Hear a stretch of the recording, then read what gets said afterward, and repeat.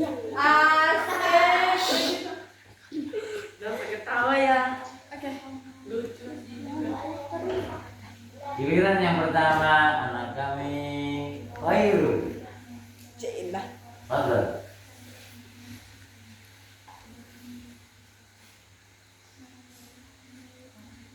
Bismillahirrahmanirrahim. Assalamualaikum warahmatullahi wabarakatuh. Waalaikumsalam warahmatullahi wabarakatuh.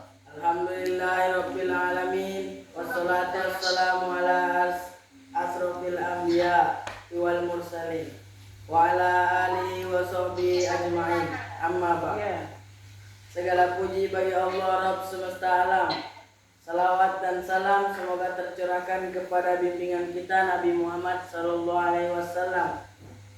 Bapak-bapak dan ibu-ibu yang saya hormati dan teman-teman yang berbahagia, malam ini saya akan menyampaikan kultum yang berjudul Iman yang Sempurna.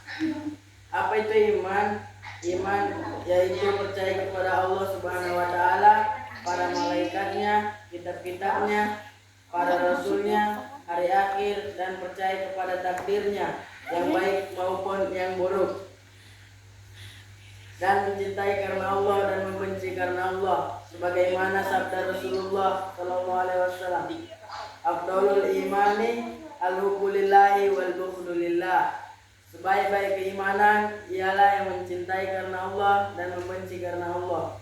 Iman juga memiliki 60 hingga 70 cabang lebih. Dan cabang keimanan yang paling tinggi adalah kalimat La ilaha illallah. Dan cabang keimanan yang paling rendah adalah menyingkirkan gangguan dari jalan.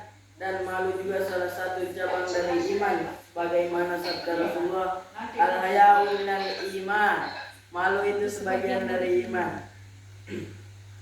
Maka dari itu kita harus berbanyak senyum kepada saudara-saudara kita, dan kita selalu menolong orang dengan cara menyingkirkan apa saja gangguan-gangguan dari jalan supaya tidak celaka.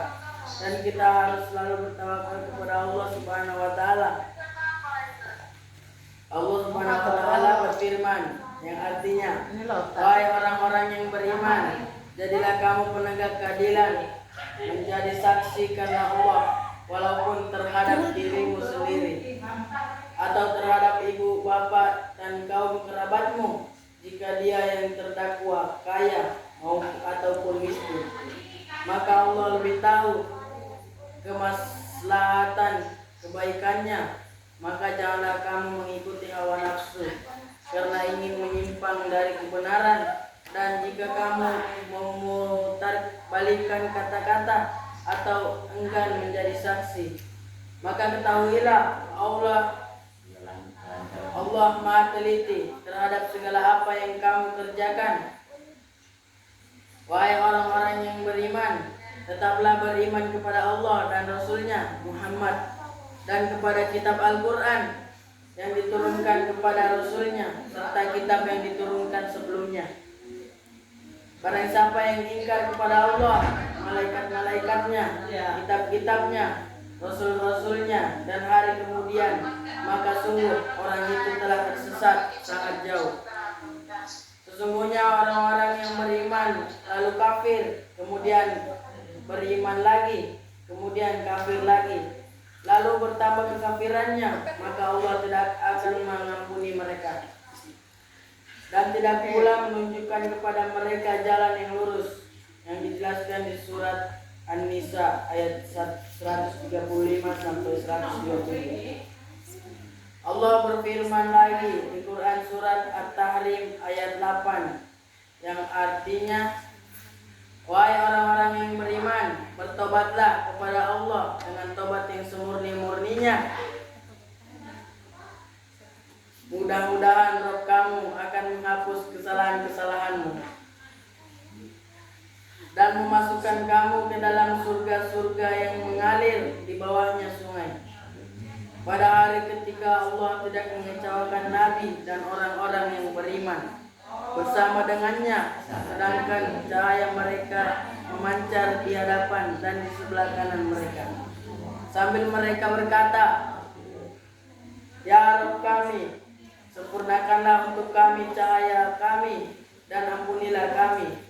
Sungguh Engkau Maha Kuasa atas segala sesuatu.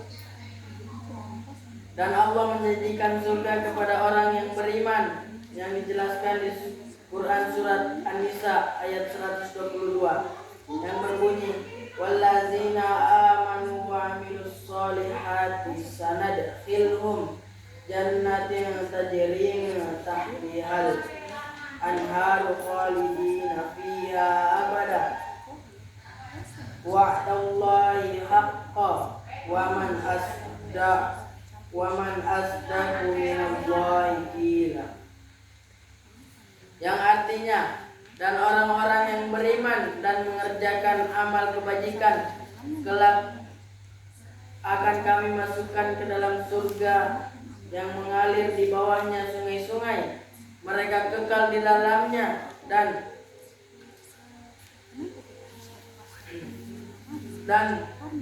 janji Allah itu benar. Siapakah yang lebih benar perkataannya daripada Allah Subhanahu wa taala? Sekian dari saya yang dapat saya sampaikan. Saya akhiri dan dengan terima kasih. Wassalamualaikum warahmatullahi wabarakatuh.